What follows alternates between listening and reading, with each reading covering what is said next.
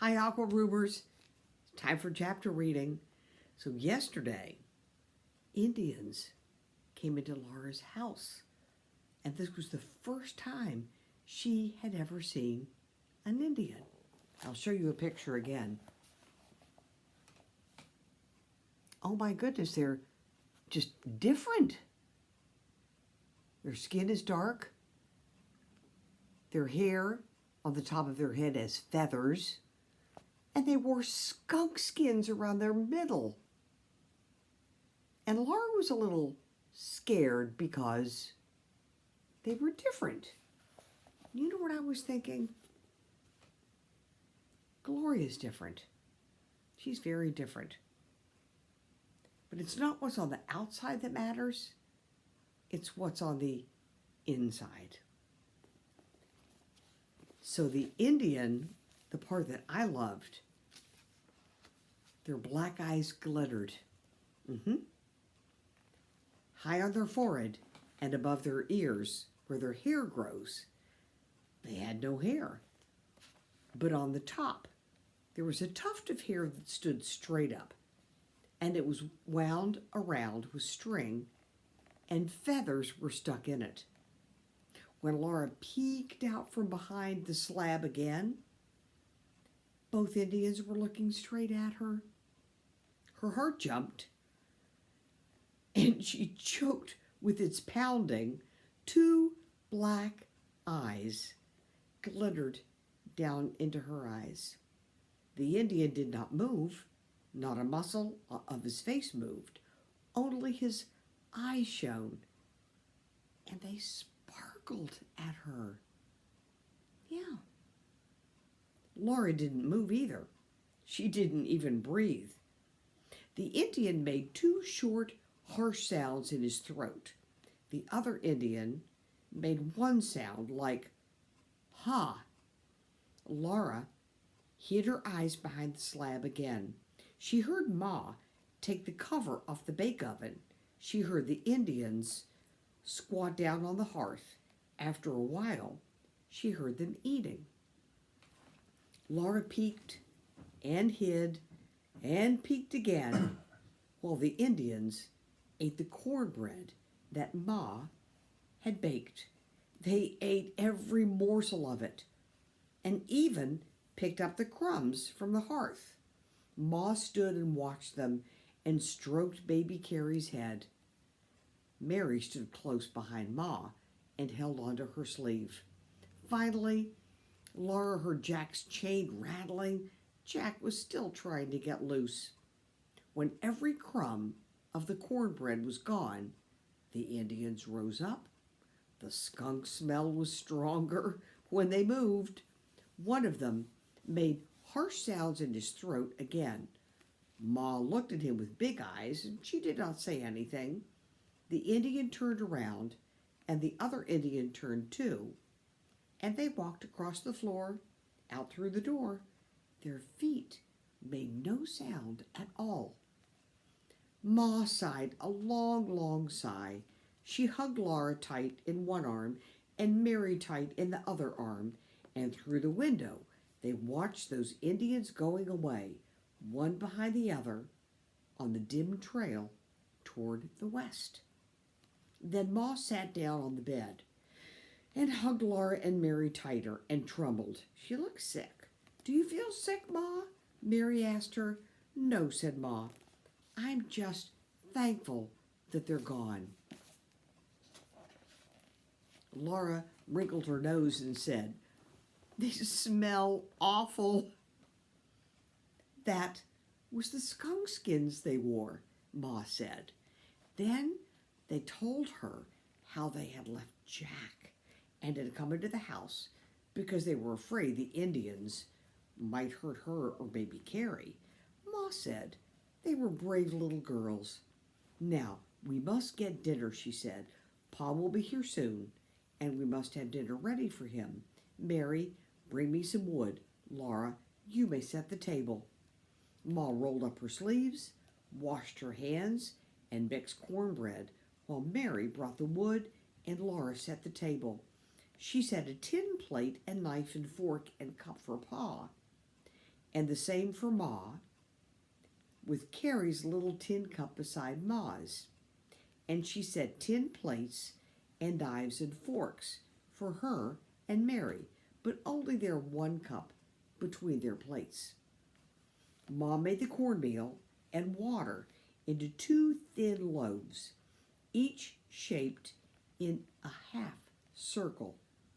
She laid the loaves with their straight sides together in the bake oven, and she pressed her hand flat on top of each loaf.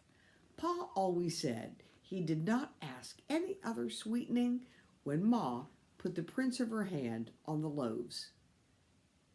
Laura had hardly set the table when Pa was there. He left a big rabbit and 2 prairie hens outside the door and stepped in and laid his gun on its pegs. Laura and Mary ran, clutched him, both talking at once.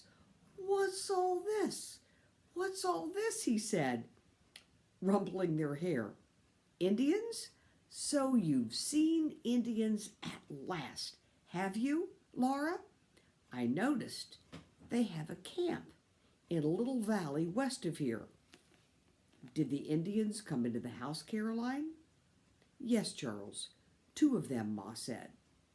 "I'm sorry, but they took all your tobacco and they ate a lot of the cornbread. They pointed to the cornmeal and made signs for me to cook some. I was afraid not to. Charles, I was afraid." You did the right thing," Pa said. "We don't want to make enemies out of any Indians." And then he said, "Ooh, what a smell!" "They wore fresh skunk skins," said Ma. "Skunk skins, remember?" And that was all they wore. "Must have been thick while they were here," Pa said. "It was, Charles. They were short of cornmeal. We were, definitely, too. Oh, well, we have enough to hold out a while yet, and our meat is running all over the country. Don't worry, Caroline." "But they took all your tobacco." "Never mind," Pa said. "I'll get along without tobacco till I can make the trip to Independence. The main thing is to be on good terms.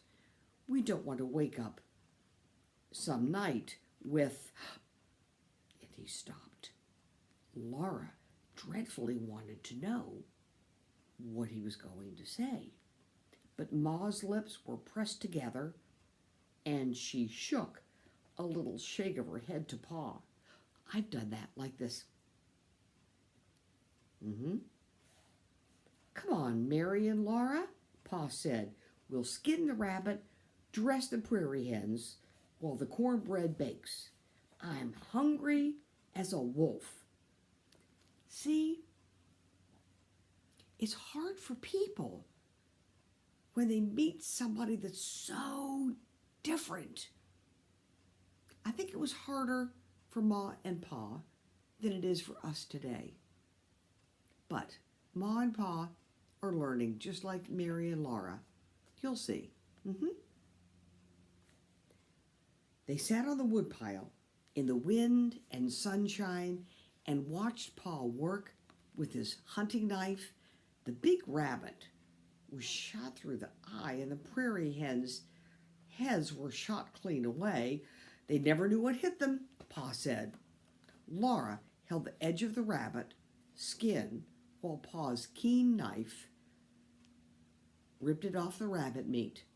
"I'll salt the skin and peg it out on the house wall to dry," he said.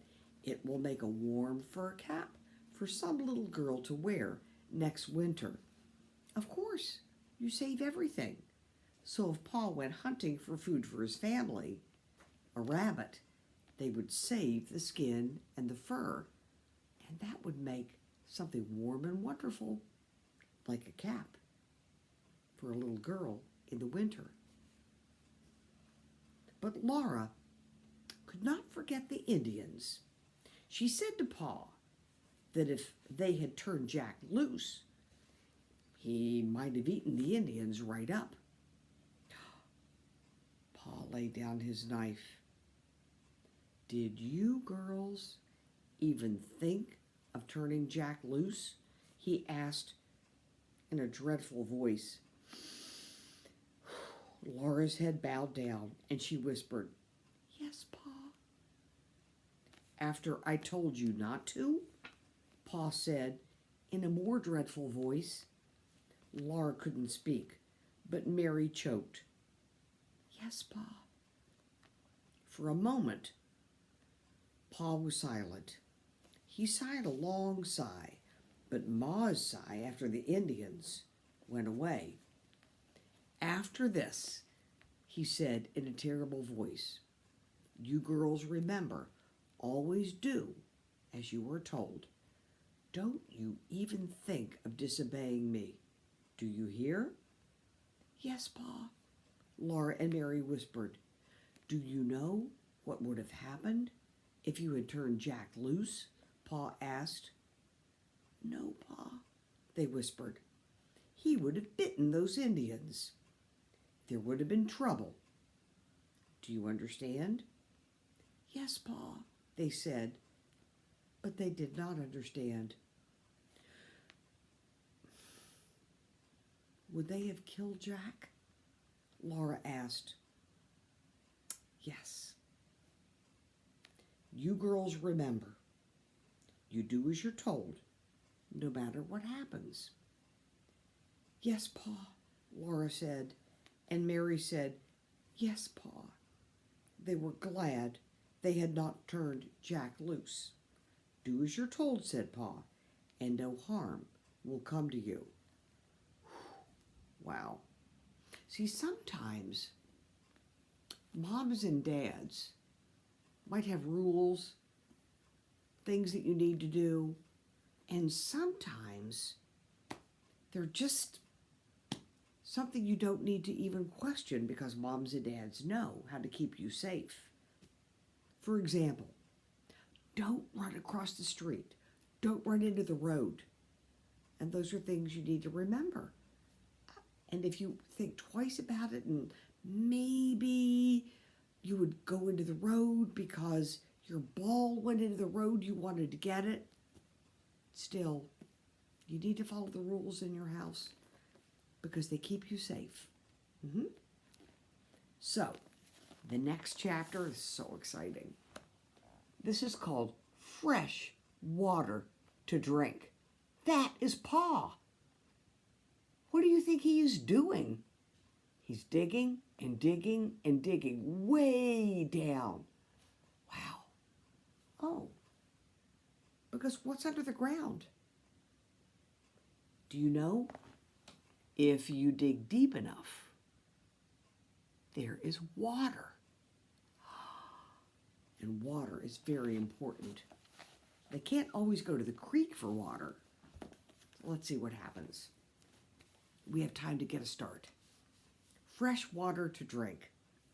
Pa had made the bedstead. He had smoothed the oak slabs till there was not a splinter of them.